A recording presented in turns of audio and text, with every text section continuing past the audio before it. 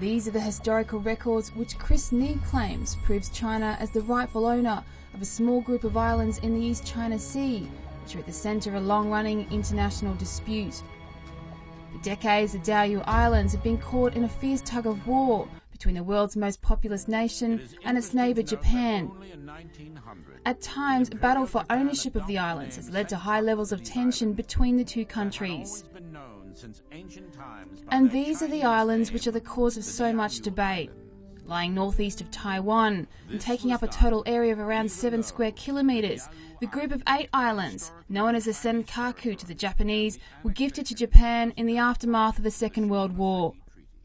Using hours of historical footage from sources including the US National Archives, Neeb has pieced together a documentary he says firmly marks the Diaoyu Islands on the map of China. It is Imperial Japan, which in 1895, after the First Sino-Japanese War, annexed the Diaoyu Islands. It needs to be clarified that the Diaoyu Islands, the fishing islands, have been Chinese territory since ancient times. The documentary Diaoyu Islands: The Truth had its debut screening in Beijing on Sunday, March 23rd. The issue of the Diaoyu Islands is best understood in the context of a comprehensive history between China and Japan, which will be addressed in chronological order. While much of this history is disastrous and at times horrifying, the purpose of this film is to encourage reconciliation. It immediately incorporated the uninhabited islands as part of the Okinawa Prefecture under the sovereignty of Japan. This was done even though the Diaoyu Islands had historically been Chinese territory and the annexation was never part of the Shimonoseki Treaty. It chronicles the island's history right up until the Second World War and its aftermath. It also looks at the issue of Japanese use of comfort women during World War II. In these so-called comfort stations. In the 1943 Human Rights Treaty of Cairo in Egypt and the 1945 German Potsdam Proclamation, British Prime Minister Sir Winston Churchill, US President Harry Truman, and Soviet Marshal Joseph Stalin ordered Japan to return to China all ceded territories of the 1895 Shimonoseki Treaty. It is at this point that the Diaoyu Islands issue could have been easily resolved. In the 1951 San Francisco Treaty between Japan and the USA, the Diaoyu Islands were placed under the administration of the United States. In vain, both Beijing and Taiwan protested this U.S. administration of the Diaoyu Islands.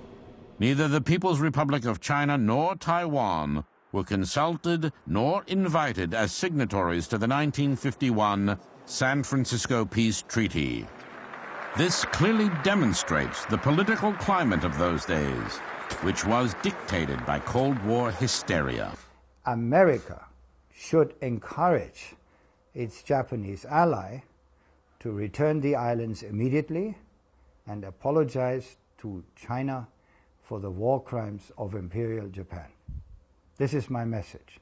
And my message is in peace, because it's morally wrong what's happening, what has happened and what is happening. Neeb outlaid $500,000 of his own money shooting the documentary.